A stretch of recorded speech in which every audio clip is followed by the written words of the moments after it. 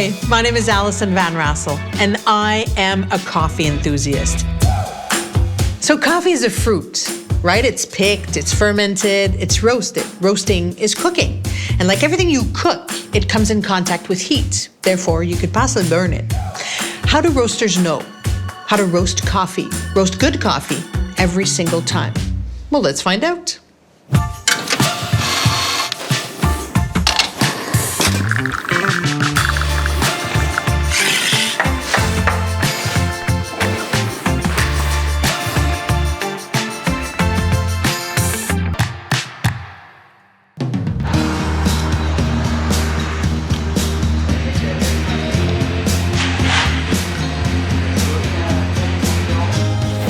Hello, Mélanie. Hello. Thank you so much for welcoming me in your roasting facility. My pleasure. You started doing the roasting in the coffee shop, but then along the way, you let go of the coffee shop to focus on roasting. I used to roast when the coffee shop was closed and play the barista when the coffee shop was open. Because you did absolutely everything. I did everything. The more the company was growing, well, the online sales, the more we had to roast and the more it became difficult to do those operations in that small space. Mm-hmm. That's why I bought a bigger place here, and doing both was beginning more and more difficult for me. So you chose the roasting? I chose the roasting. It was a hard decision to make, but the coffee shop was definitely the part of the company that was pulling the more energy from me.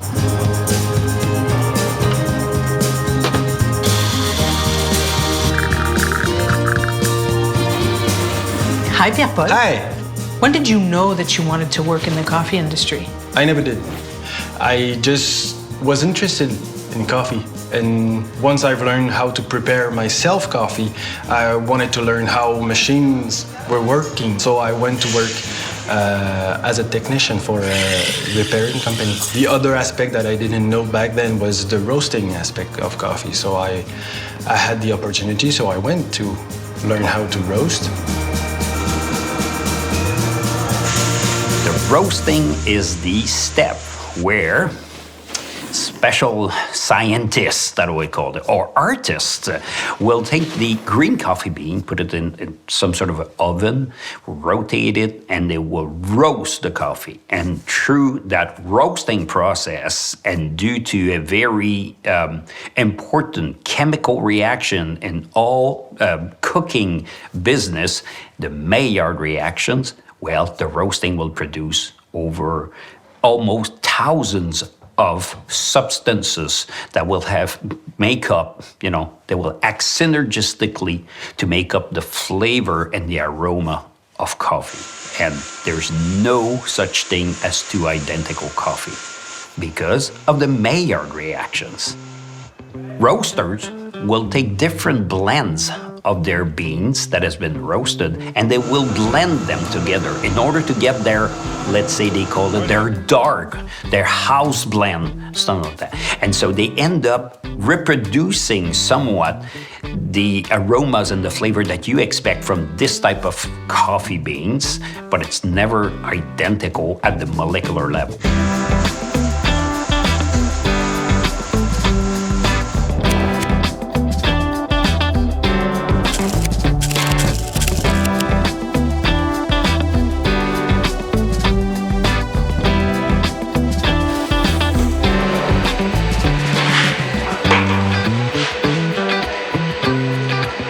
What is your definition of the best? I guess it's different for everybody. For me, the perfection in coffee is just being able to shine the characteristic of each coffee. Okay. Every coffee is different from every country of the world, and the perfect coffee is when you manage with the roasting and then the extraction or your brew to extract the best that this coffee has to offer. What are you looking for exactly? What are you trying to highlight? Often, I like to highlight the fruity taste because a lot of people don't even know about it, but the coffee is actually a fruit from the beginning. So the fruity taste is what I like the most in coffees. What steps do you take in order to achieve that? There's a lot of steps. First of all, in the green coffee that we choose, the way we roast it, and then the way we extract it.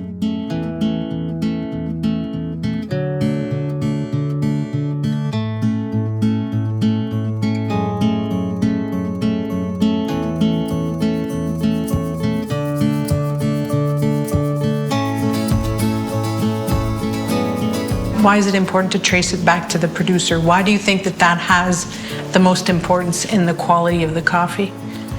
Because it's like anything that comes from the ground, you know? It is important to know how it was grown, how it was transformed, how it was brought to our country.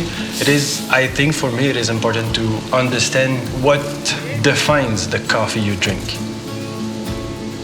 The green coffee, when it arrives here, it's the coffee we put in the roasting machine to cook it and make it brown or dark or whatever. Oh. Before the roasting, it's not really proper to consume. When we get a coffee, we also get a description sheet of the coffee. So every detail about where it's come from, the elevation, the name of the producers, the drying process. Is it a natural coffee versus is it a washed coffee or honey processed coffee? How does that have an impact on the work that you do? The ground in which the coffee was growing impacts the density of the coffee beans. Okay. So this information will give me an orientation of how I will apply heat to the coffee to roast it. The coffee, by the roasting process, will get bigger and enlarge in order to bring the heat down in the middle of the beans to cook it evenly. A lower density beans will have the tendency to open and roast faster than a hard density bean. So what then impacts density? A lot of things. For Elevation, variety. If it's a natural process, a honey process, or a wash process. What makes the difference between the three? It is a choice made by the producers in order to give the client different flavor profile. If you take the cherry whole and you let it dry at the sun, like the natural process, it will really be fruitier than if you washed it. Does it bring more density to the bean? It reduces density. It reduces the density, so Yeah. therefore that process has a direct impact on your roasting. Yeah, exactly. Because the lighter density, the longer I will roast the coffee with a lower temperature. That's a big part of the decision I make when I choose to roast a coffee. When you decide to roast these coffees, how do you do it? Do you have a recipe? It's kind of a recipe, Yeah. of course. We wait the green coffee that we put in the roaster. But when we light the fires on the machine, we look at the temperature on the computer and we can see a graphic that in real time, you can see the evolution of the temperature of the beans and the way it reacts to the heat. Then we can follow all the different phases of the roasting.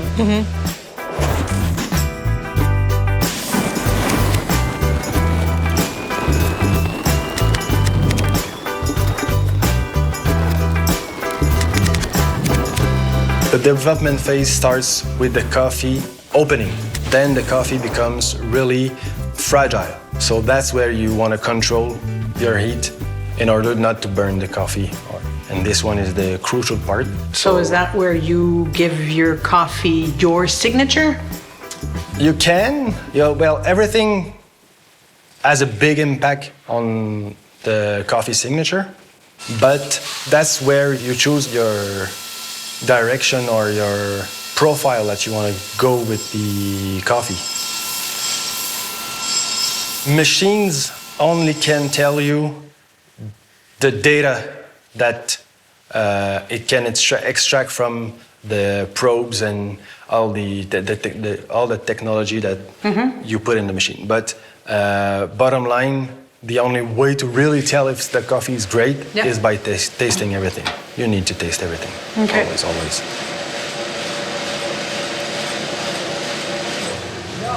It's very difficult to have consistency in coffee because it's a live product. Yeah. It reacts a lot to the changes in the atmosphere. Do you have a roasting signature? Well, from day one in 2011, when we started, we roast our coffees kind of light. No dark roasts. We don't burn the coffee beans. A light roast is more brown than black. A dark roast, the beans will be black with oily on the beans, which is not really a good sign. We try to roast lighter because if you really want to taste the coffee, then it should not be burned, just like anything else that we eat. It's a chemical process that if you don't burn something, well, there's phase separation. So you heat the coffee beans and some of the oily compounds that are within the coffee beans will basically separate from the solid, mark of the coffee. We call it pyrolysis. It will bring some special taste to it. It will be more sour. What about, let's say, someone who would decide to keep the cherry in order to ferment under the sun? How much of that has an impact on the end taste? Regardless of how you transform it, natural substances that are already in the coffee bean, that's what will have the most impact of what inside the coffee bean. The most important factors developing the flavor and the aromas will be what's already inside and the roasting process, and as well as the brewing process.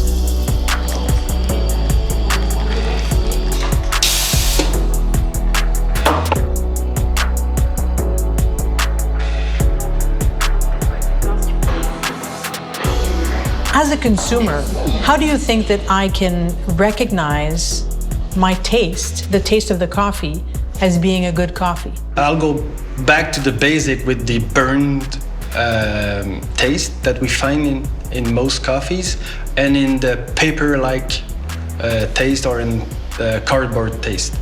These are the main taste that we can link to roast defect. 90% of the industry is serving coffee that tastes like that. Yeah. How do we change taste buds? You just put it in someone's mouth. Really? Yeah. Education, you have to taste it to understand the difference and know that coffee doesn't have to taste burnt or papery. What's a good tasting coffee to you? It's a fruity, complex, and floral coffee. What if I like chocolate notes in coffee? Am I bad or? Nope. You're just different. I'm just different. You like Pinot instead of Bordeaux. Ooh, I like that. That's it. Okay. There is no bad coffee. There is bad roasted coffee. There is bad produced coffee, bad transformed coffee. But if you like it, who am I to tell you that is bad coffee, you know? We're all different human beings. We all have our own genetics and our own taste and own background experiences. Dark roasted coffee has more flavor to me. And by the way, the more roasting you do, the more caffeine disappears during the roasting process. So, how do you explain that? Because you roast long and the molecule disappears. Basically, it's a just chemical burnt reaction. away? It burns away. Oh, that's It interesting. doesn't really burn, but it degrades. We always search for the perfection. We always try to make our coffees the best as possible, but Okay. we'll never achieve it. That's interesting. Why do you continue? Just for the thrill of it, or because I like to experience stuff and taste coffee all the time.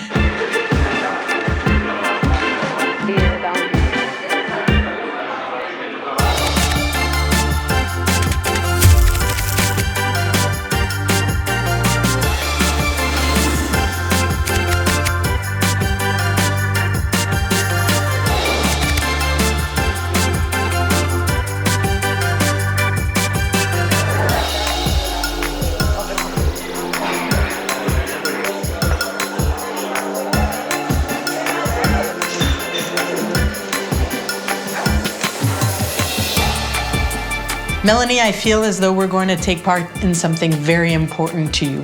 What's happening here? To choose a green coffee, you can do a cupping tasting to evaluate the quality of the green coffee.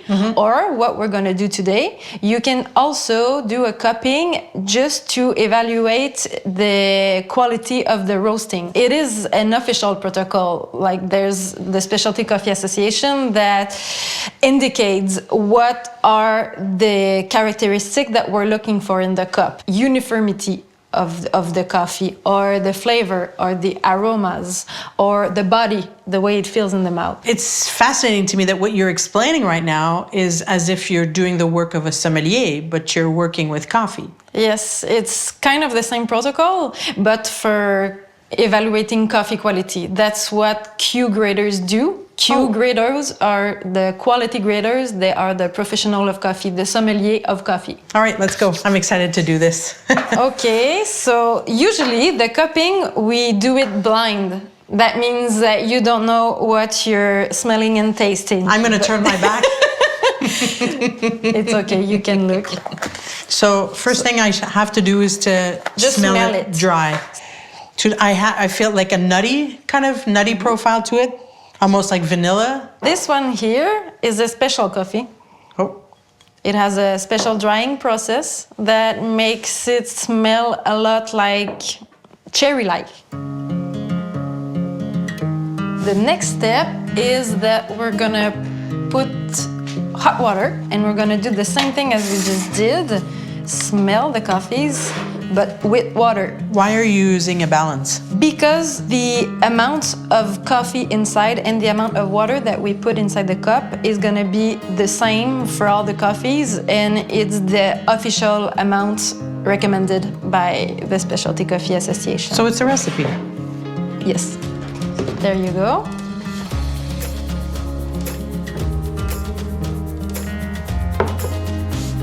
I'm enjoying this coffee very much.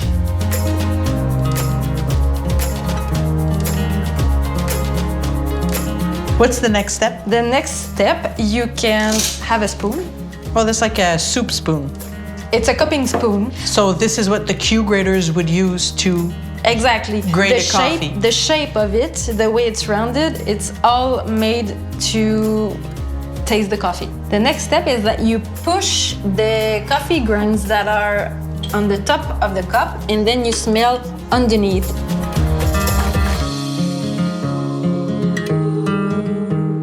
After that, we taste. You're gonna push the coffee grounds so that you don't have it in your spoon, and you take a little bit of coffee. Yeah. And then the idea is to sip it in a way that let some air go into your mouth as well, so that the coffee moves in your mouth. It's this... Like this.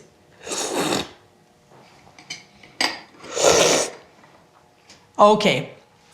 That acidity, that is all over my mouth right now. So I smelled something that was very vanilla, very nutty, but then in my mouth, it's completely different. Wow, okay. That's why there are so many different steps in the cupping protocol. You can smell and taste different things. I did not expect to taste something like that. Can I go again? Sure. I sort of want to keep it to myself. It's very beautiful coffee. Congratulations. Thank you. And this one? I'm excited about this one. I know.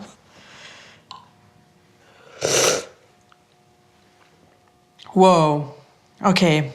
Wow. This is like a juice. This is like a fruit juice. It's surprising, no? It's very surprising. Natural coffees is a whole new world. Does this coffee represent specialty coffee? For me, yes, Yeah. of course. Yeah. Why? Because it has characteristics that are very unique. You won't taste the cherry in another coffee, for example, from another country. It's very representative of the country where it comes from. And also, if the coffee would be roasted differently, you might as well not taste the cherry at all. But you don't want to hide that. No, You don't wanna burn you want that. to taste it. You really want to taste Some people love it, some people hate it. but it's original. That's what we can say. Sorry, I made a lot of noise.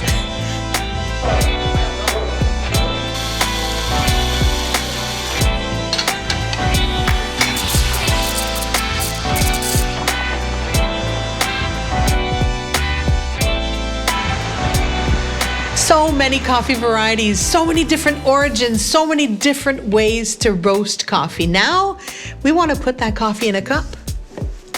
Sounds simple, right?